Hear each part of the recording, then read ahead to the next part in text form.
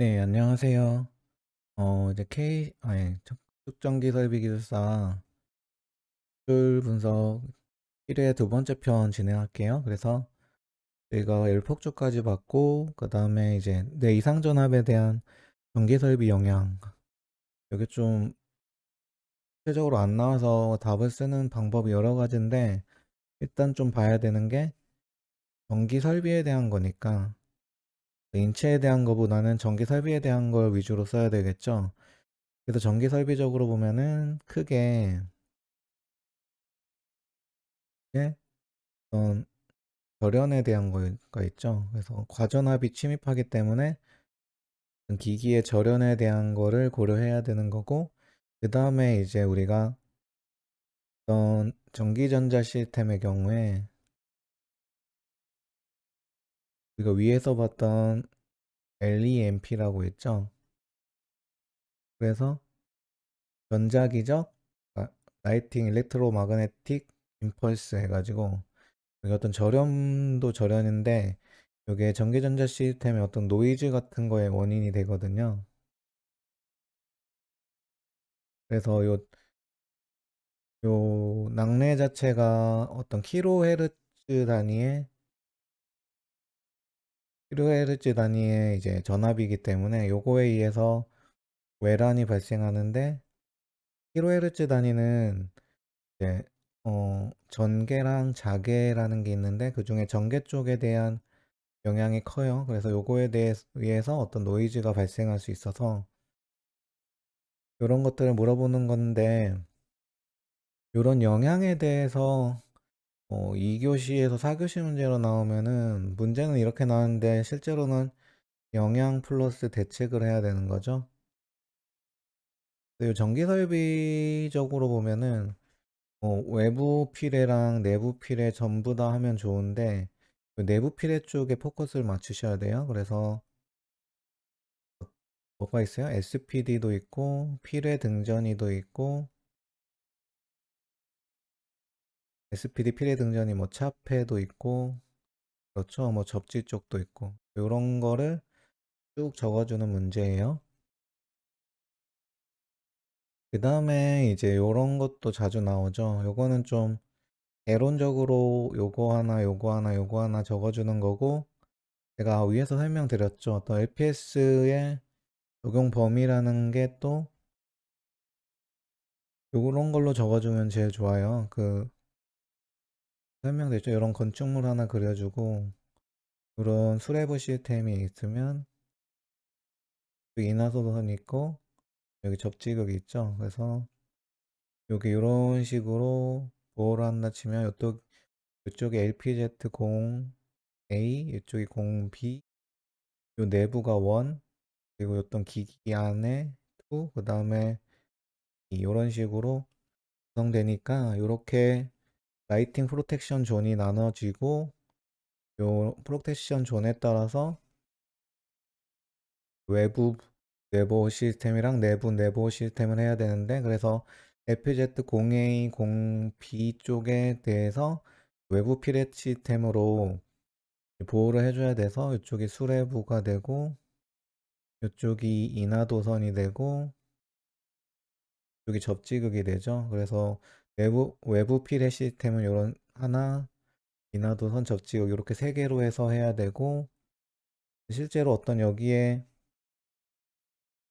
어떤 선이 연결돼 있는데 외부에서 요게 요거에 의한 영향이 있을 수 있어서 내부로 침입이 되죠. 낙뢰 중에 보통 일부 분류된, 내부로 들어올 때는 기존에 여기에 뭐 임펄스 전압이 IM이면 여기 들어오는 거는 이제 여기로도 분류돼 거의 이쪽으로 빠져나가는데 일부만 이쪽으로 들어오죠. 그래서 제한된 어떤 임펄스 전류랑, 여기 인워드선에 제가 뭐라고 했어요? 여기 전류가 흐르면은 이쪽에 이런 전자기장이 형성돼서 어떤 전자기파에 의한 영향, 이런 것들이 나오죠. 그래서 요거를 보호하기 위해서 내부 피레 시스템을 따로 하는데, 이쪽에 그래서 하는 게 뭐냐면은 제일 큰 게 등전이 본딩이라는 게 있고, 요런 악 프로텍션 존을 통과하는 쪽이 제일 취약하기 때문에 그쪽에 어떤 SPD를 설치를 하거나 아니면 어떤 차폐를 하거나 차폐도 어떤 기기나 공간에 대한 차폐가 될 수도 있고 배선에 대해서 어떤 뭐 전선관이나 그런 걸 통한 차폐가 될 수도 있겠죠. 그래서 이런 것들을 통해서 이제 내부 필의 시스템을 구성하는 거예요. 그래서 이런 거를 여기는 좀 개론 수준으로 하나에 한 한 장 정도씩 적어주는 게 좋겠죠. 그리고 그다음 문제는 조금 자주는 안 나오는 문제일 거예요. 이게 저희가 계속 어떤 외부 필해랑 내부 필해 뭐 시스템에 대해서 배우잖아요. 그래서 요런 거에 대해서 실제로 그러면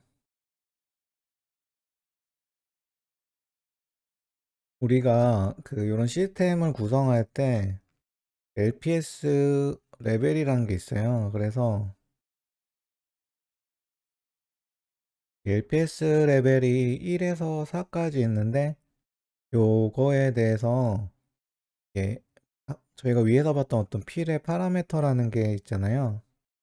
그래서 여기 1, 2, 3, 4가 있어가지고 요 1로 갈수록 좀 더 엄격하게 이제 시스템을 선정하는 거예요. 그러니까 똑같은 뭐 수레부를 구성하더라도 그 적용되는 임펄스 전류, 제한하는 임펄스 전류나 전압을 더 낮게 해줘야 되는 거죠. 더 위험하기 때문에. 그럼 이런 거를 LPS 레벨을 어떤 걸로 할지를 선정할 때 기준이 되는 게 어떤 리스크 평가예요.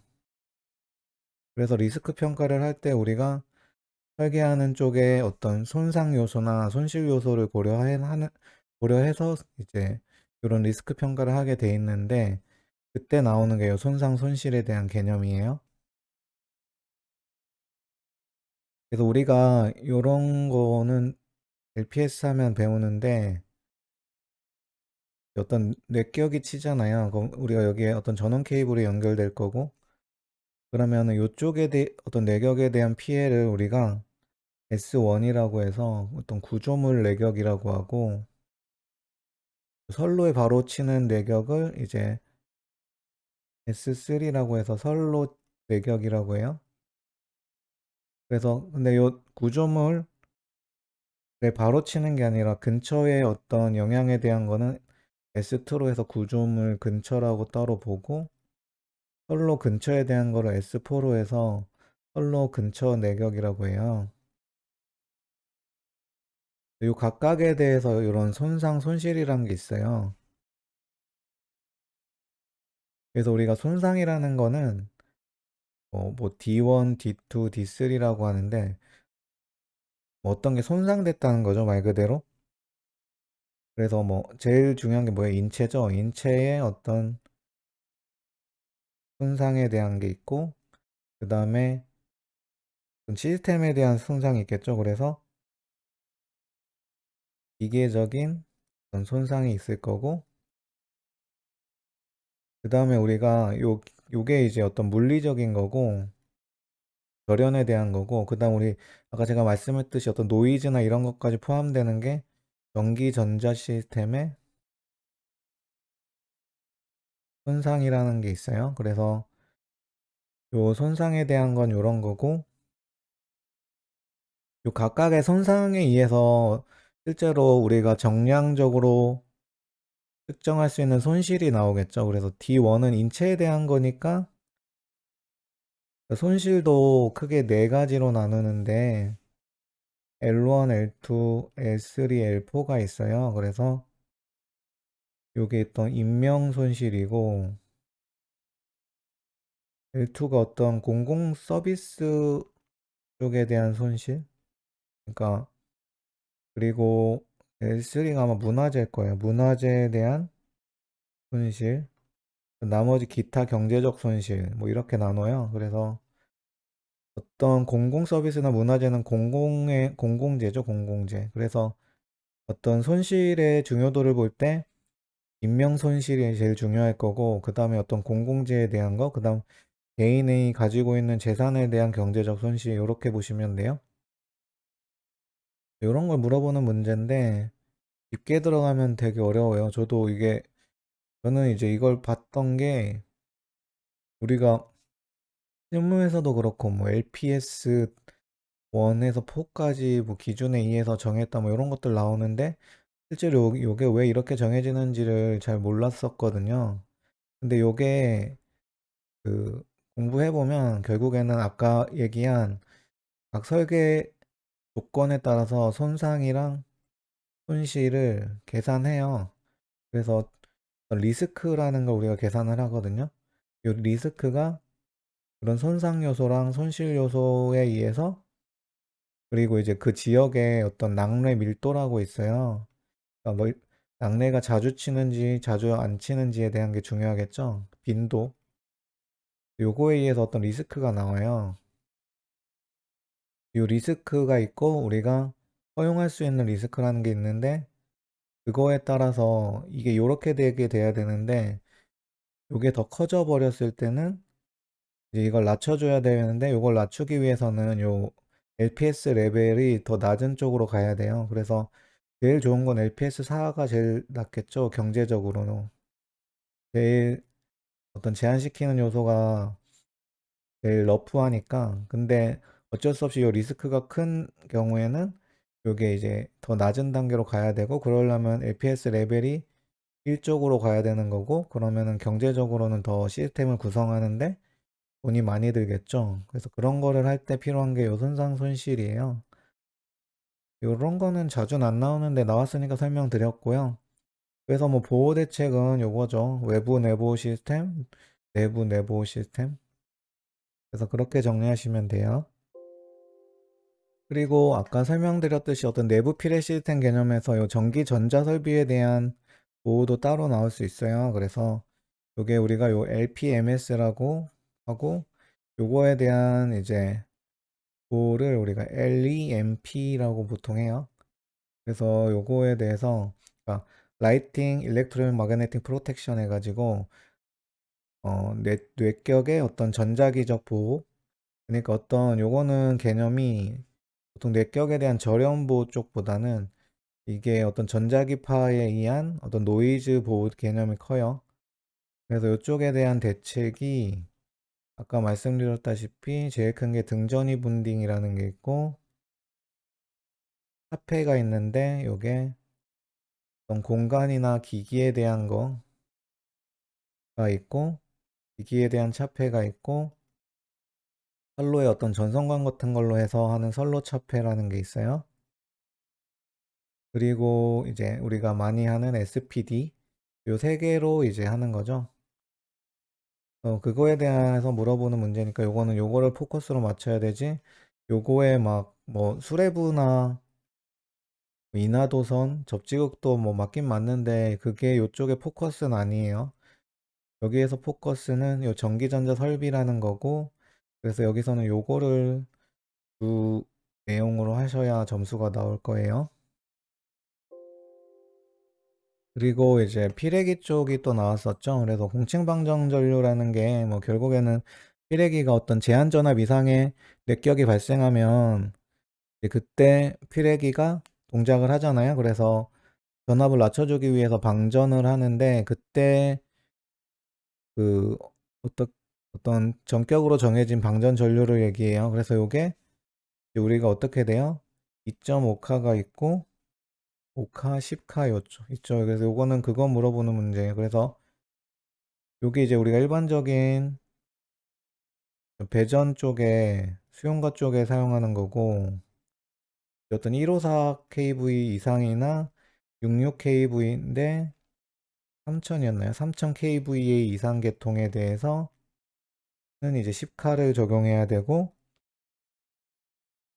66 kV 이하인데 3000 kV 아래의 어떤 계통에서는 5카를 사용해도 되고, 그 표가 있거든요. 그래서 그거에 대한 걸 쭉 적어주는 문제고 1교시 문제니까 그렇게 보시면 돼요.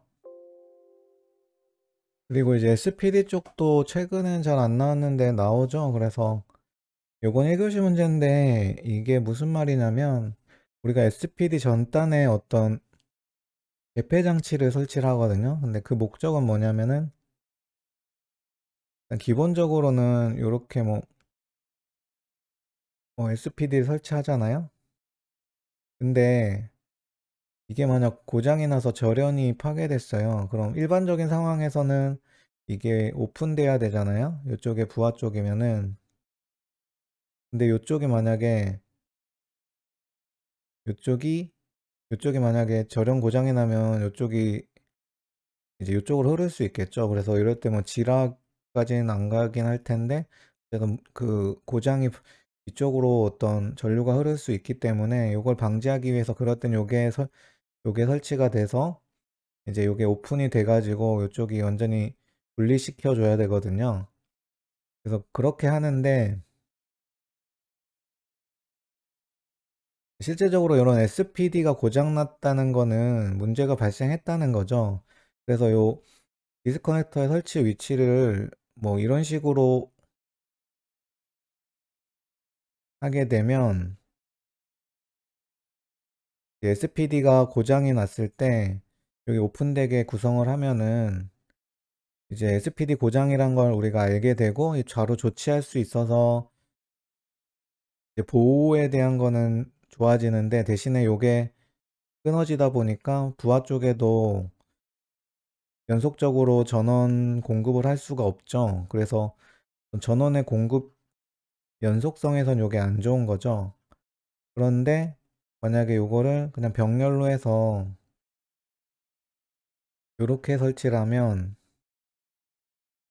일단은 요게 고장이 나더라도 요쪽이 오픈되기 때문에 그대로 전원 측에는 공급을 해서 요런 전원 공급 연속성에는 문제가 없는데 대신에 요게 고장이 나도 바로 조치가 안 되는 거니까 요거를 교체하기 전까지는 요 SPD는 동작을 안 하는 거예요. 이때 뭐 내격이 침입이 되면은 어떤 보호 측면에서는 보호라는 게 어떤 상황에서도 계속 보호 장치가 동작하는 게 제일 안정성이 좋잖아요.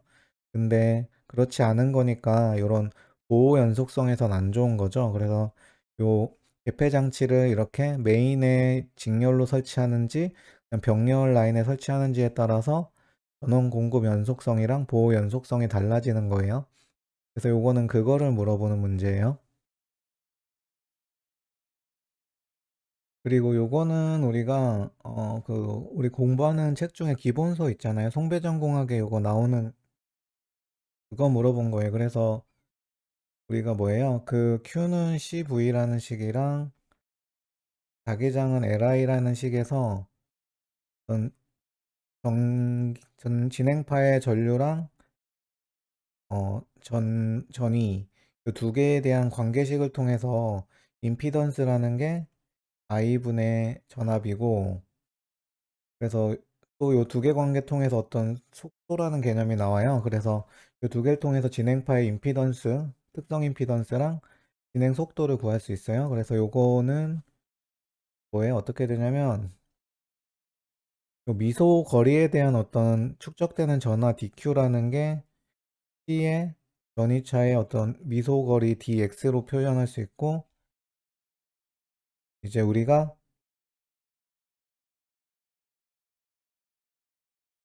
양변에 dt로 나눠주면 dt dq는 c dt dx잖아요. 그래서 이게 C2의 dt dx가 어떤 거리에 대한 시간으로 나눠준 거니까 이게 속도가 되고 우리가 dt dq는 뭐예요? 전류잖아요.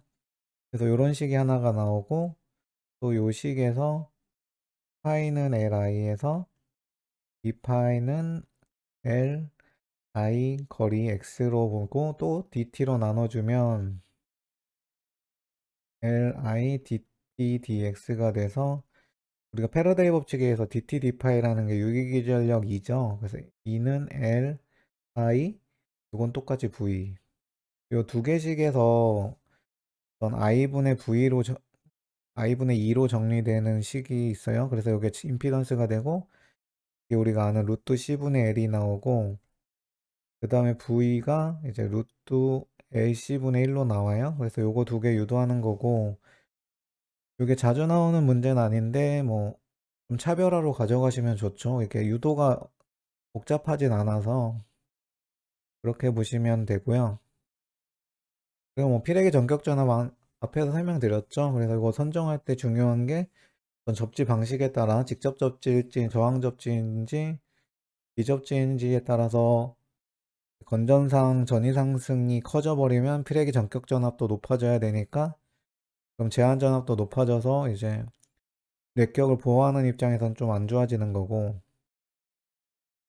공침 방전 전류 아까 봤으니까 넘어가면 되고요. 그리고 요건 1교시 문제로 나왔기 때문에 뭐 요 프레브 시스템의 피레침이라든지 인하도선, 접지극, 그다음 서지 보호 장치 SPD 뭐 설명해주면 되죠. 뭐 프레브도 우리가 여기서 그냥 피레침이라고 나왔으니까 이런 거 적어주면 되죠. LPS 요거 우리 피레침 요 보호 각도 있죠. 그래서 그 LPS 보시다 보면 요런 그래프 있어요. 그래서 수레부 높이, 요게 보호각. 이래가지고 이제 수레부 높이가 2m인가 해서 요런 식으로 나오거든요. 요런 식으로.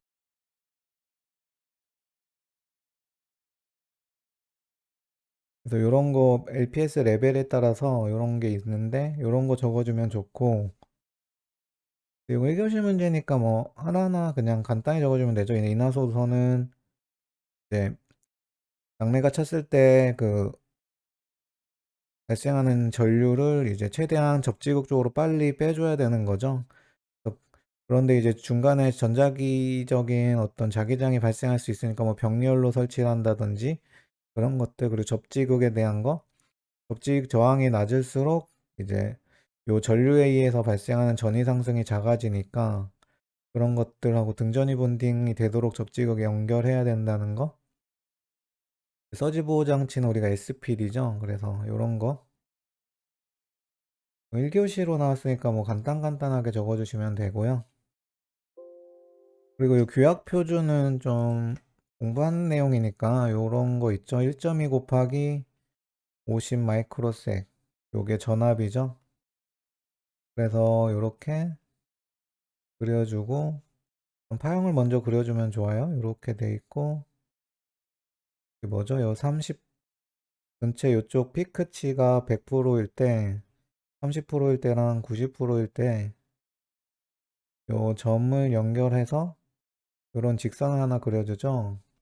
요쪽이 요약 원점이 되고, 요게 어떤 100% 레벨이랑 마주하는 요쪽이죠. 요게 이제 파도장이 되고,